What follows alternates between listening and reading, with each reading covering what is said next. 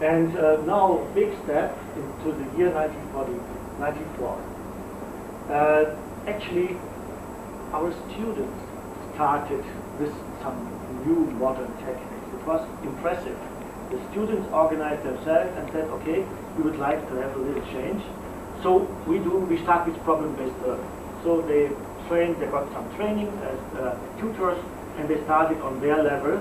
And I know exactly in 1996 or 97, some of this group, they approached me and said, listen, we do a quite well job, but actually this should be something being done by the professors. And actually I was the first one who agreed, and then I had to learn it because I was knowledgeable about it. And I started the first groups, and I had it in immunology, and I invited those who would like to do so. It was on a free base. And so I had students from the second semester, I had students from the last clinical year. So it was a good mixture of everybody. And it was very interesting to start, and so I could learn in practice over the time. Then again, the students together with the dean, because we still had the distance at the professor level, they initiated two international conferences on new methods in teaching and learning in medicine. This was very surprising. So the first professors came in, they were all invited, but only few came. Students had invited international renowned scientists in this field, and they did it, and it was very, very convincing. And then in 97 we started integrating PBL into the curriculum, and then 30 lecturers and professors, they went to the Harvard Medical School to be trained in different aspects of medical education. And then we did in a group the curriculum development in the 2 years, 1999 and 2001. In 2001 it was established, so another group went to Boston for a so-called physician educator program. And then actually what we thought is very important from the very beginning is that we train our professors and lecturers in modern techniques of education. This is still not done in all faculties, medical faculties, and by far not done for other faculties. But this proves to be very important because we experience good curriculum in medicine and physics or whatever, but actually we are not trained to be a professor and lecturer. So actually we also needed training on this. So we started with 40 professors and lecturers with the first course close in a city close to Heidelberg, 1 week away from the university, day and night, sitting together and having a program which we had developed before. So this was the education, the situation, as I mentioned briefly before. The Heidelberg students reached very high rankings in high-stakes exams, national boards, but there was a growing critical discussion about questionable relevance of the content. Dissatisfaction also of lecturers on the one side and students on the other side. So there was a kind of almost revolution of a university. We need a change.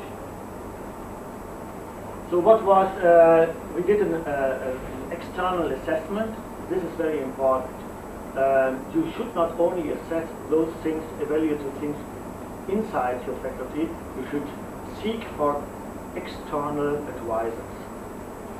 So the content relevance, this was an assessment with the students, was not considered very actual. The lecturer competence in some parts was questioned. So there were some lecturers, obviously students didn't like how they teach it. The interdisciplinary organization of the content was rated very bad. So they said, oh, you are teaching anatomy in the first semester. Please tell me what is the relevance for my clinical part of my education. So this was the questions regarding medical history, treatment planning was considered not very well. Self-preparation, self-guided learning was not considered very well.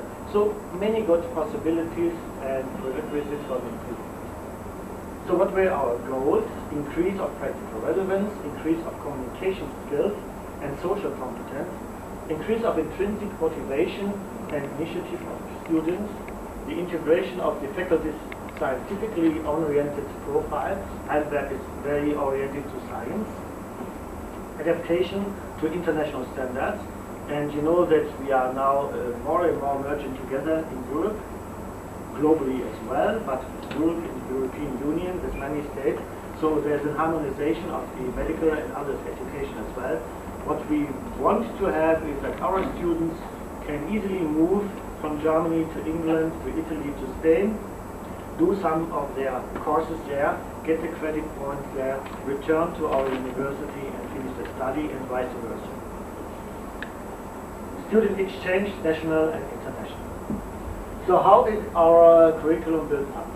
So we have preclinical studies, and we have a module system. That means we divide all our students in a couple of groups, and they rotate. So for example, in the third year, we have 5 modules, so 5 times 60 students, and they start, for example, with pharmacology, then they continue to pathology, continue to microbiology, immunology, they continue to tropical medicine and healthcare systems and biometrics and so on. And so they stay in these 4 weeks, and then they rotate to the next one.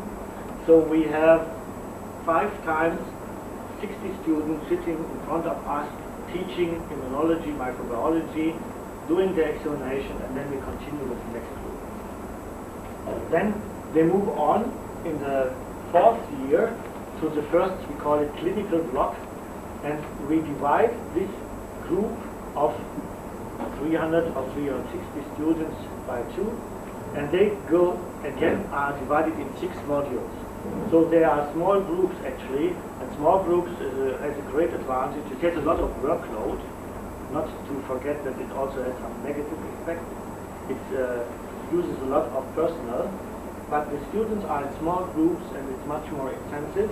And after half a year, they switch both, and then they go in what we call the so-called clinical block 2, the surgery. With different, again, 6 modules in different aspects of surgery. And then there's an examination week at every of these modules, and then they continue in the so-called clinical block 3 and 4, again divided in 2 parts. So there are some other subjects like neurology, psychology, ophthalmology, ENT, and derma, and so on. And on the other side, pediatrics, gynecology, and so on. After this, they change after half year again. And then they have what we call practical year. After being filled with theoretical and first clinical experience, they go to clinics. Not only in Heidelberg, they can divide it, they can go for 4 months to any clinic, also internationally, and many students do it. And I've heard that also some of the German students are coming to Khartoum. And then after this, there is the general last examination. So by setting up this curriculum, and in contrast to the previous traditional curriculum, we set aside 10 months where the students could do their scientific work. So every student is able to start a thesis, an MD, PhD thesis, which then will be continued for most of them after they have finished the curriculum. So 14 weeks interdisciplinary medicine, internal, just to give you one example, internal medicine, family medicine, clinics, it should be clinical chemistry, have joint exams for these disciplines. In addition, we have clinical pharmacology, so where the basic pharmacology is merging into the clinical application, geometry, which is very important in our aging society, and the cooperation with professors, lecturers from surgery, for pathology, radiology was really tremendously improved.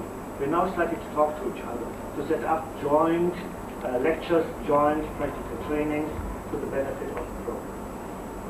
So this just only to show you, we also have what we call skills lab. So by simulation, for example, with a puppet here, they can train, which they should not start training on the patient. And with the skills which they develop by injection, by examination, by looking for heartbeats and so on, they learn how they learn the skills which they then can apply really to the patient. We do have a communication and interaction training for medical students. That means we have actors We have a group of actors, very skilled actors, who are trained in symptoms of certain diseases. And they pretend to be patients, so the students are coming, they have to do their medical history, they have to examine them, and those patients, those actors, they are not really patients, they behave sometimes even better than the patients. They can really show symptoms, it's unbelievable. And so this is a very good training before or aside the students come to the first patient. And then we have the PBL interactive seminars, as you can see here. So then, what was the official reactions after we had started and implemented in 2001? It was recognized the great financial and personal resources spent, and I should not hide that the faculty paid a huge amount of money to change the facilities, to get counseling, to introduce new aspects, rooms, and materials, and so on, it was huge amount of money. Heidelberg has, well, this is from the press or from the Scientific Council of the German Republic. You know, we have a scientific council who moves around to evaluate all faculties from time to time, and their judgment is decisive. Heidelberg is one of the most comprehensive approaches to modernize clinical teaching in Germany, and has thus established a unique profile in medical teaching in addition to its scientific profile, which can serve and really has served as a model for Germany. So we started, there was a new legal regulation came into force in 2003, and we knew it already and had anticipated this. In 2004 we got an award of the Ministry of Science, and the accreditation of the so-called train-the-trainer program, so teaching the lecturers, was in 2005, and we extended the program tremendously in 2006. And now by 2010, I just returned 3 weeks ago, I had organized the meanwhile 18th faculty train-the-trainer program, again with 40 lecturers and professors which were attending. So this were the award which was received here. This was at that time Dean of Medical Faculty, and the student dean, and these were all the colleagues, and this was the rector of the university at that time, and this was the minister. So the realization, how did it? Modification of organizational structure of the faculty was important. Introduction of quality assurance measures to ensure communication and networking, strategies to ensure sustainability, so that it's not just fire for 2 weeks, for 2 years, and it goes down, and then measures to increase this curriculum's acceptance and the value of education. So what are the, let's say, the organizational structure? You have a question? Can I have a question now? Yeah. Okay, thank you. I was wondering, you said you turned into PBL, but from the explanation of the program, you said you have like blocks, and they go from pathology, immunology. I couldn't understand how do you do this because the integration is not very clear. We don't, this was just a subject, and within all of the subjects we have PBL integrated. It's not that we have a PBL curriculum, like for example in Maastricht, in Netherlands, but we integrate PBL for us is a method, and not the philosophy by itself. Yeah. Thank you. So the structures which are behind, which allows the communication, is that we have the Dean of Student Affairs, where the Faculty Council and the Dean, we have a Commission for Student Affairs, and we have a representative of one of these major blocks of education for each year. And they have interaction, they all are surrounded by a group of all the different subjects.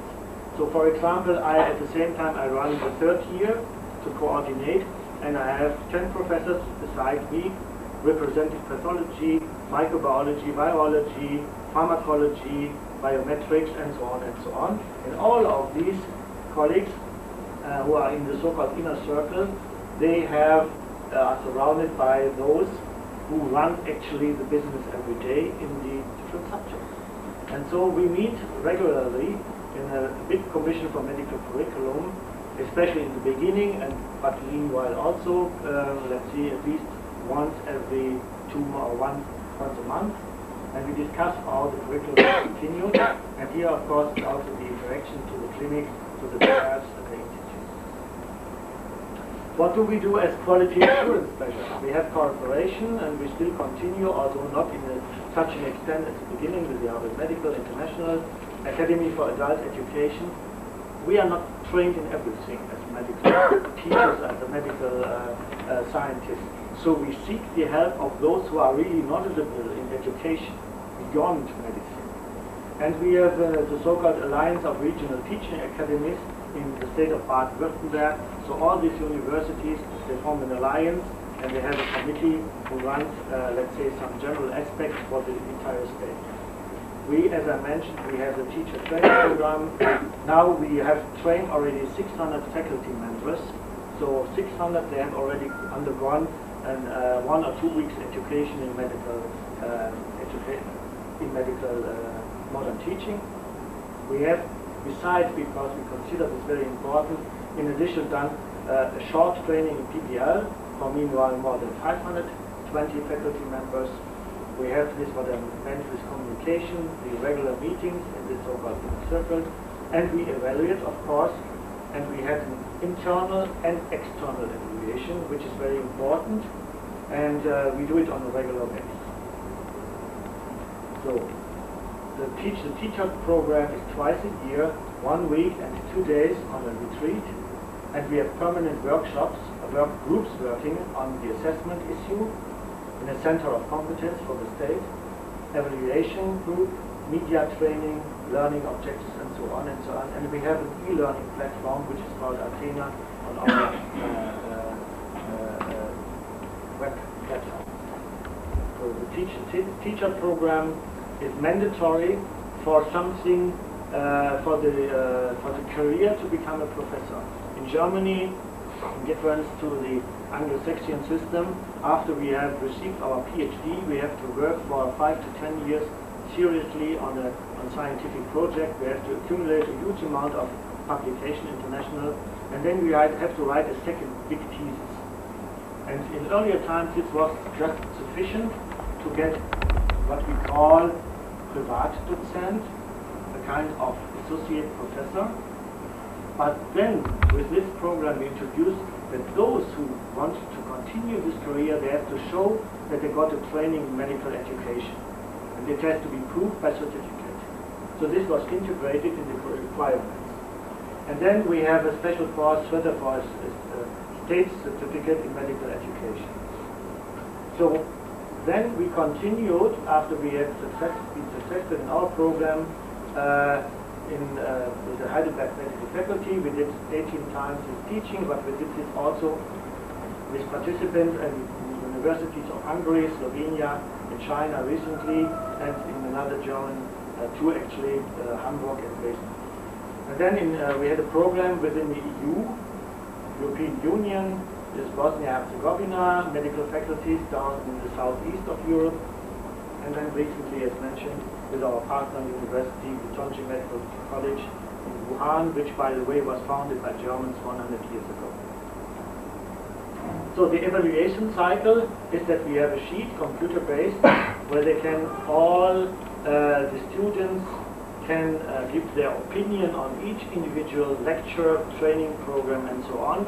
And this is then collected by a group who is responsible for this, and this is then summarized in a Word document, a teacher's view. So here are some general questions asked to the students indicating how they are ranking, and here are 3 commands which you can return to the teachers. So for example, what was good, what was medium, and what was really bad. So, and this is then of course turned for improvement, and we as a committee and the dean looks at it, and if one of the professors or lecturers is continuously being in this field, then he is asked for an interview. So, this is the evaluation results before we started, and you will have to see here, this is 100%, this is 0%, and this has different criteria. Before is blue, and after is red. And this was the summary of the evaluation of the student and also of an external committee. So in support of examination techniques, support in history taking, lecture contact with students, practical relevance, content coordination, quality in education, and so on. And you can easily see even from the back, this was quite poor in the beginning. Only the competition between students was considered very high, which is actually negative. There should be not competition. So and it's really significantly increased over the time. So now we continue to have this faculty development program in what we call individualized application of teaching, communication, medical practice, leadership, postgraduate teaching, and supervising PhD. We have different programs on this: motivation and professionalism, assessment, and supervising scientific writing. In learning theory, teachers' role in teaching and learning. And this is given all in these different steps to become it's almost a master of medical education. So the spheres of competence are considered not only the professional competence, but also methodological competence, social competence, and of course the competence in being able for a self-guided, lifelong personal learning. So this is covered by the basic program of ICOMATE, but then we have also in addition a so-called mentoring tutoring program where we have small groups of professors and students interacting. And this should all promote what we consider lifelong personal learning. So the core programs, there are a couple of these different things, what they learn in the different years. And then in addition, and this is something which I personally like very much, I did also contribute to the development, we form so-called scientific communities. I mentioned in the very beginning that our university is very much science-oriented. So by applying to this, we had a group of professors who are all working in one direction, one research field. Just if I take my community here, which is immunology, and these are famous immunologists, or other people in multidisciplinary oncology, brain, body, spirit, heart, circulation, endocrinology, transplantation, primary health care. So it covers many very interesting interdisciplinary fields in medical science. And we have, let's say, I have a group of 10 to 15 professors of almost 10 or 12 different immunology-oriented departments, either in basic sciences or in applied sciences or in the clinic. And we ask those students who are very much interested beyond the curriculum in this very field to join us, and we set up a specific program of education in this specialty. And this is actually the pool for us for the best doctoral PhD fellows, which we can now take off of this pool. So if I finish now, we have built up a kind of building which we call constructive alignment, so that we go along a certain line which has a content, didactic, technique, integration. What we have blended learning, that means how can we integrate e-learning into in-person teaching, and what's about the teaching methods. They should be, let's say, developed according to the learning objectives. And nothing does work if we do not have a proper assessment. So thank you very much. I know this has been quite a bit of information, and I'm quite sure that many things of you are absolutely clear, and we do the same here in Khartoum or in other faculties in Sudan. And but there may be one or two things which we do differently, and of course I'm very open to question and for a vivid discussion we will have now.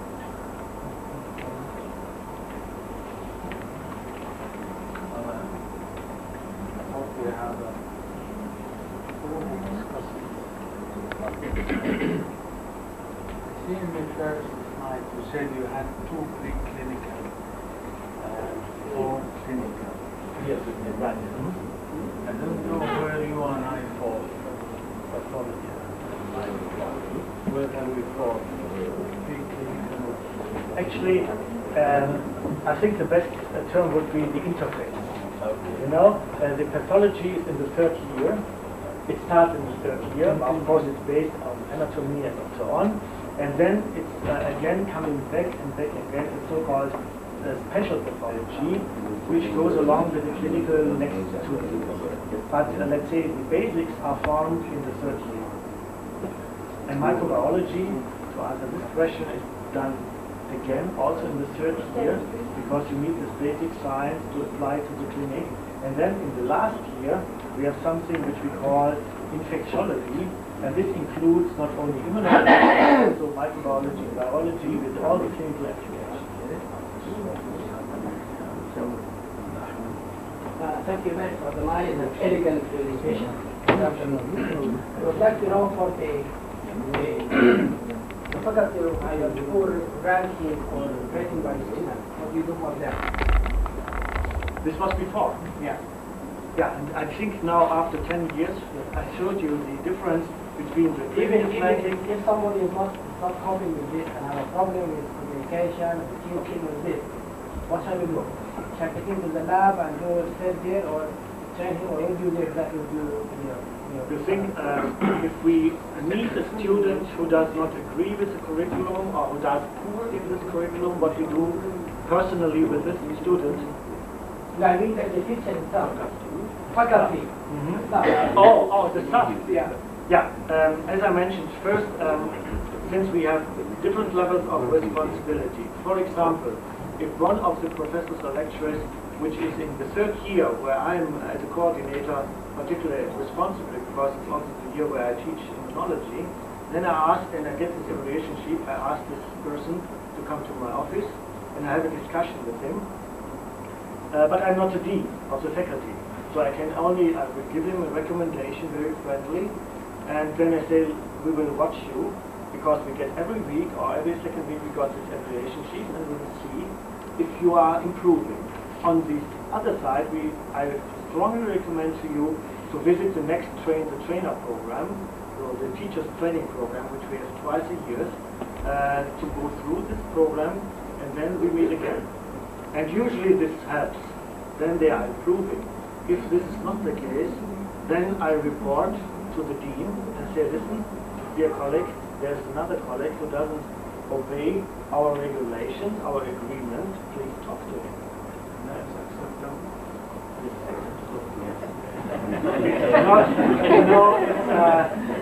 I have to tell that it actually very occasionally comes to this next step. Usually, if you go into a serious discussion with the colleagues, you find an agreement, and then you find it later in the evaluation that they really do better.